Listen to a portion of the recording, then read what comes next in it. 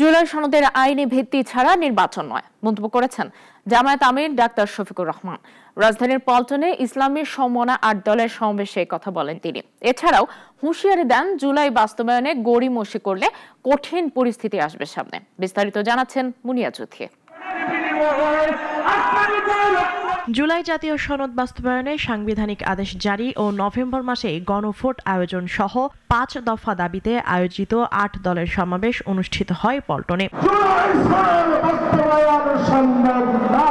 সমাবেশে জামায়াতে ইসলামী ছাড়াও ইসলামী আন্দোলন বাংলাদেশ, বাংলাদেশ খেলাফত মজলিস, নেজামে ইসলাম পার্টি, বাংলাদেশ খেলাফত আন্দোলন, বাংলাদেশ ডেভেলপমেন্ট পার্টি ও জাতীয় গণতান্ত্রিক পার্টির নেতাকর্মীরা অংশ নেয়। নভেম্বর মাসের মধ্যে গণভোট আয়োজন, নির্বাচনে উভয় পেয়ার পদ্ধতি, লেভেল প্লেয়িং ফিল্ড নিশ্চিত করা, আওয়ামী সরকারের বিচার দৃশ্যমান করা, জাতীয় পার্টি ও ১৪ দলের কার্যক্রম নিষিদ্ধ করার দাবি তুলে ধরেন বক্তারা।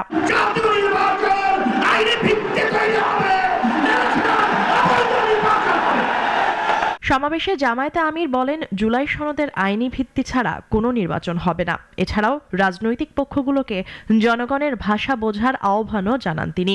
জুলাই বিপ্লবকে স্বীকৃতি দিতে হবে। যারা জুলাই বিপ্লব মানেন না তাদের জন্য ২৬ সালের কোনো নির্বাচন নাই।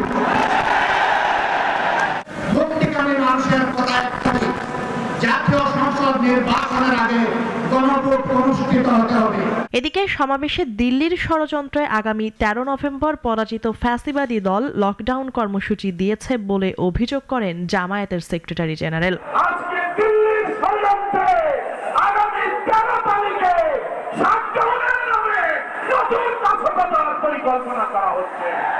জুলাই সনদে জনগণের দাবির প্রতিফলন ঘটেছে, তাই জনগণের দাবি পূরণ না হওয়া পর্যন্ত এই আন্দোলন অব্যাহত রাখারও আহ্বান জানান তারা।